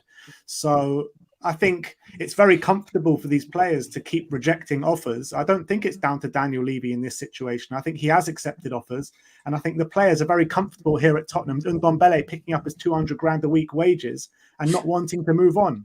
So I think it's down to the players not wanting to move on, regardless of Daniel Levy, or opposed to Daniel Levy actually accepting the low ball offers. On that, Ben, right? Look, I think it's a valid counter argument to my point.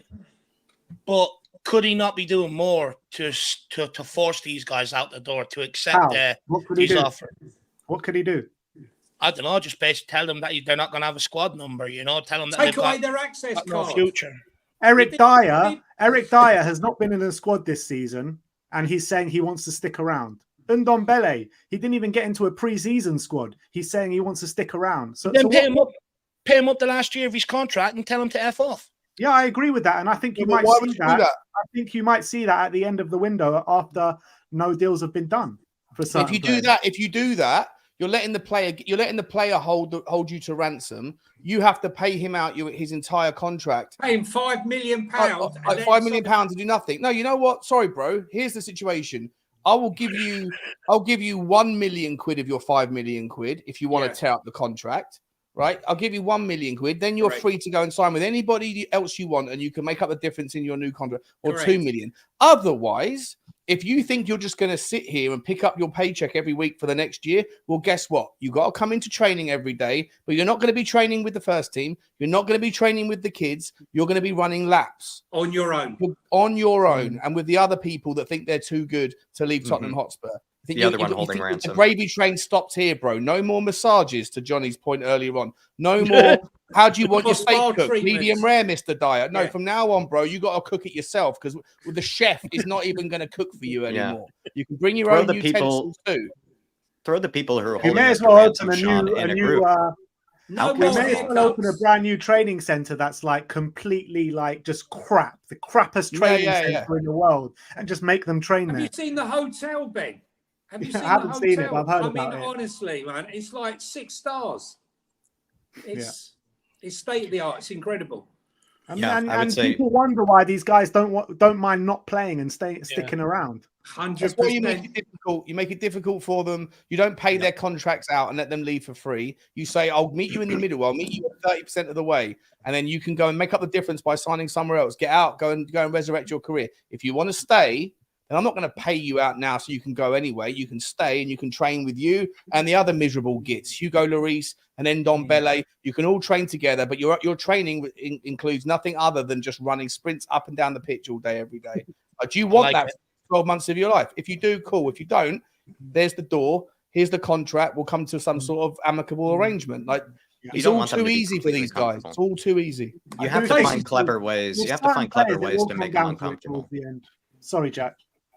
No, I was just going to say, to Sean's point, you have to find clever ways to make them feel uncomfortable, because then that way they will think twice about holding the club ransom, because they will be made to be embarrassed for about 9 or 10 months time. And then also then they'll be sitting there kind of in constant sort of view of the manager, the under 23s, the rest of the staff showing up and doing exactly what Sean is saying there, just showing up to run laps and then pick up their wage book. It won't really look too good on them, and it won't really look too good on their reputation as players, where their priorities are, a whole lot of things, actually. And I actually think that's the best way. If you are going to be held ransom by sort of a player, don't give in entirely. If you are going to be put in that situation, make life difficult for them. Come up with a clever way to make life uncomfortable. Sean's right, 100%.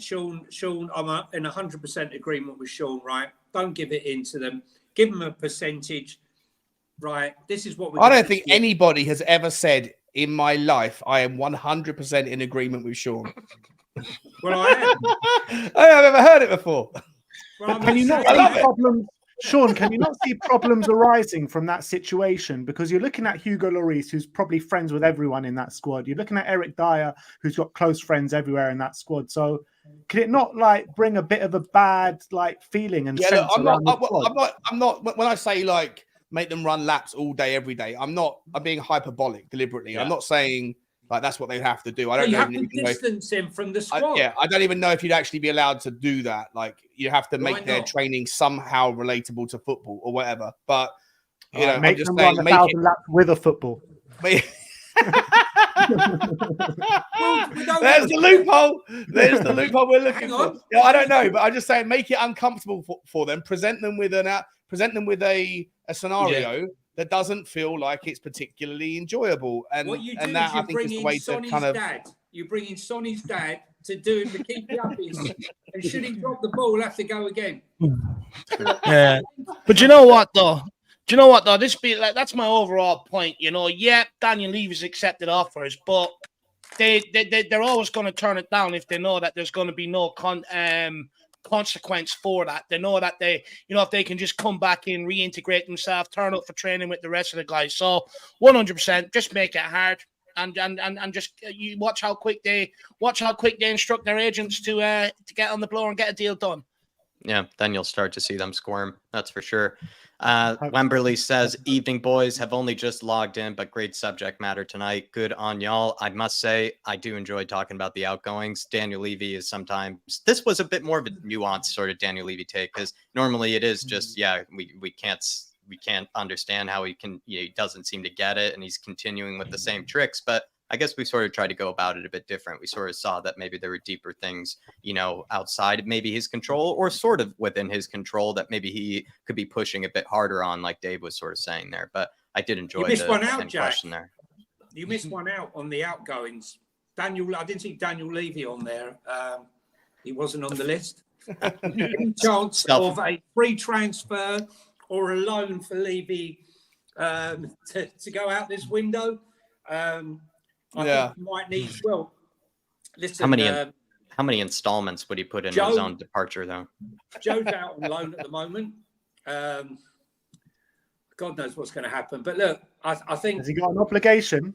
He's been loaned. He's got an obligation. He has got an obligation. Hopefully he's got an obligation to sell, should he be found convicted, for his allegedly misdemeanors. We shall see what happens. We should skip this one now because it will sink. It will sink very quickly. Top man Wemberley, hopefully you're keeping well this evening. I look forward to seeing Joe on the 4 train while he's being loaned out over to here in New York, and then maybe Daniel Levy at some stage as well will be loaned out here.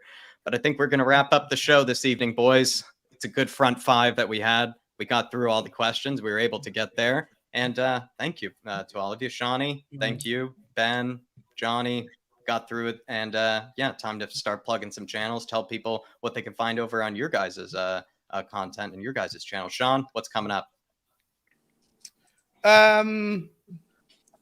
Nothing specific, just usual stuff. I take my dog out every day, take my dog for a walk. If you haven't already, please subscribe.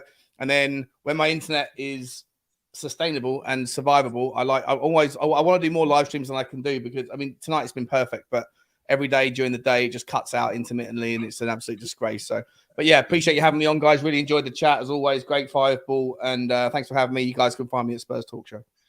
I appreciate your time this evening, Shawnee. Everyone, please get over, smash that subscribe button, and you'll also catch, half of this panel over there every Tuesday as well, myself, Johnny, and Sean. So make sure you get over, smash that subscribe button, and hit the notification bell. And then as well, Ben, what's coming up on Weird Tom TV? Just the usual. Tomorrow, pre-match preview stream as well. You can probably get Ange Postecoglou's press conference as well coming. Daily Spurs content, and hoping to see you guys on more often if you're up for it. Yeah, always up for it. Yeah, for sure. For I'll sure. message you, Johnny. The season's just getting going, so there's plenty of content and stuff. Waiting for those pump ups to come back, Dave. That's what I know, lad. I know. I'm busy. This is just the amuse-bouche. This is just the amuse-bouche of the season. Do you know what? You're making me hungry, Johnny. And amuse-bouche. I'm bloody starving, man. Is there a better named phrase for a little starter than the amuse-bouche? I think it's just the perfect name. The mouth fun. The fun of the mouth. Yeah, I'm going to teach you now with a little amuse-bouche. You can find me on Johnny H 3232, where I hold the Twitter Spaces most times during the week. We have a few hundred people in at a time. Some listeners, some talkers. We talk about anything that's topical, or maybe something that's not topical to do with Spurs. So please give me a follow. You're always welcome to come in and chat. And also you'll find me on Tottenham on Tour with Brian Daigle on Cockle-Doodle-Doo. But the regular one that we're doing with Bryan at the moment is Anger Management, which will be on Sunday morning after the game at Bournemouth, where hopefully we will run out winners. And keep our unbeaten start to the season. Come on, you Spurs. Yes. I just want to say a massive thank you. Honestly, I'm off to listen to the new Ange Postecoglou song, be singing it all day. But repeat. I want to say a massive thank you to Ben, Sean, Johnny, and Jack for today's show. Big yourselves up, guys. Really, really enjoyed it. An absolute great 5-ball. There's many of people that'll be jealous of the 5-ball that went on here today. But look, also everybody out there, thank you very much for tuning in. It really means a lot. I prefer an 8-ball. Huh? What's it? I can't believe you just said All right, no, move on. Okay. Tell me after. I want to say a massive thank you to everybody else Not for out YouTube, surely. Not for YouTube. I want to say a massive thank you to all you guys out there who tuned in this evening. I really, really do appreciate it. You keep us going with your comments, your questions, and the way you engage with us. So pick yourselves up. And then also a special shout out to C. Sherman, Kaylee Davies, Oliver Freeman. Jack, you're up again. Ishwara. Hopefully, let me know, Ishwara. Hennessy, Moondog, Chop Liver, Al Ben, and Wembley 1 as well. Everybody, big yourselves up. That's it for myself and Jack. We'll see you tomorrow with more pre-game content. Go and have a good evening. Come on, you Spurs. In and we trust. We never stop. In the big Ange we trust. And we're still unbeaten. Everywhere we go.